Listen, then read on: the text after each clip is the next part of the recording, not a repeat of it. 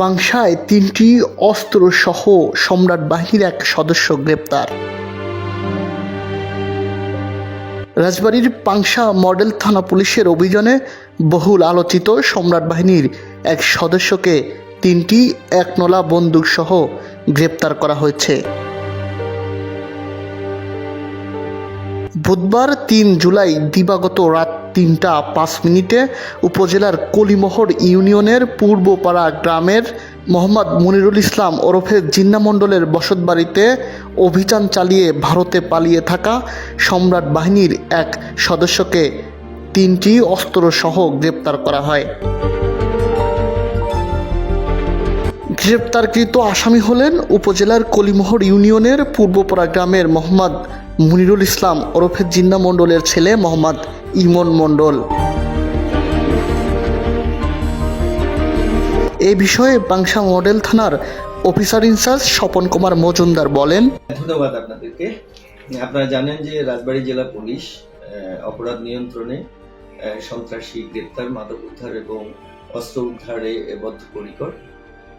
সেই শুরু থেকে আমাদের রাজবাড়ী জেলার সুযোগ্য পুলিশ সুপার জনাব GM আবুল কালাম আজাদ PPM মহোদয় স্যার আমাদেরকে কঠোরভাবে নির্দেশনা দিয়েছেন যে এলাকার মধ্যে যাতে কোনো ধরনের সন্ত্রাসী এবং চাঁদাবাজি, অস্ত্রধারী সন্ত্রাসীদের দৌরাত্ম্য যাতে না বাড়ে, আমরা সেই লক্ষ্যে কাজ করে যাচ্ছি প্রতিনিয়ত।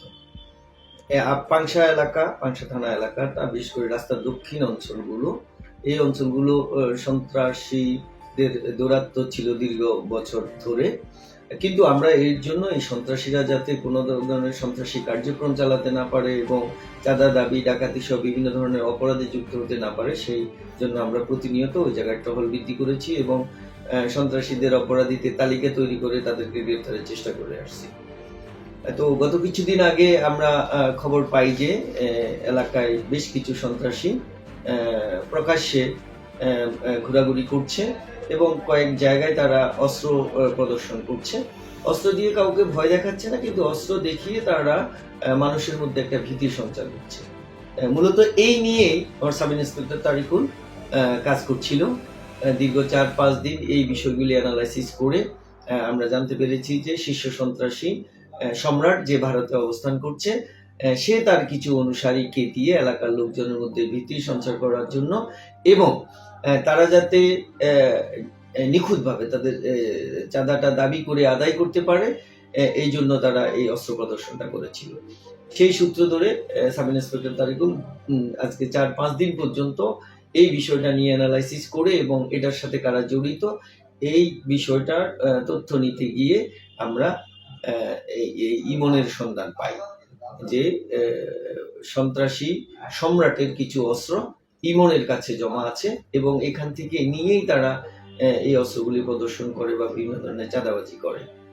তো গত রাতে আমাদের কাছে সংবাদ ছিল, তারিকুলের কাছে সংবাদ ছিল যে ইমনের বাড়িতে বেশ কিছু অস্ত্রধারী সন্ত্রাসী আসবে এবং সেখান থেকে তারা যে কোনো ধরনের একটা অপরাধ কার্যে জড়াবে। তো তারিকুল এই সংবাদ পেয়ে আমাকে জানালো, আমি ইন্সপেক্টর তদন্ত সহ আমরা তখন বাইরে টহলরত ছিলাম। পরে আমরা রাতে সেখানে গেলাম। তারিকুল আমাদেরকে বাড়িগুলি সব চিনিয়ে দিল।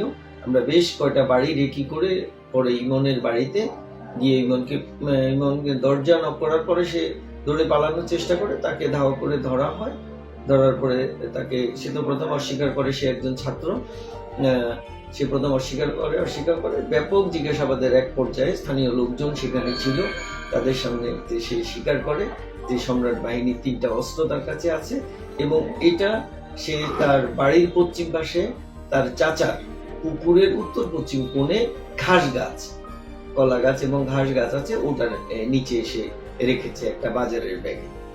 সেই মোতাবেক আমরা সাক্ষীদের নিয়ে সম্পূর্ণ ভিডিও করে সেখানে গিয়েছি। যাওয়ার পরে সে নিজ হাতে এই 3টি সচল একনলা বন্দুক, যেটাকে LG বলা হয়, সচল, আমরা সেটা উদ্ধার করি এবং জব্দ করি। যেহেতু অস্ত্র মামলা, অস্ত্র রিকভারি, অস্ত্রের এজাহার তৈরি করা, এই কারণে আমরা রিমান্ডের আবেদন প্রেরণ করছি।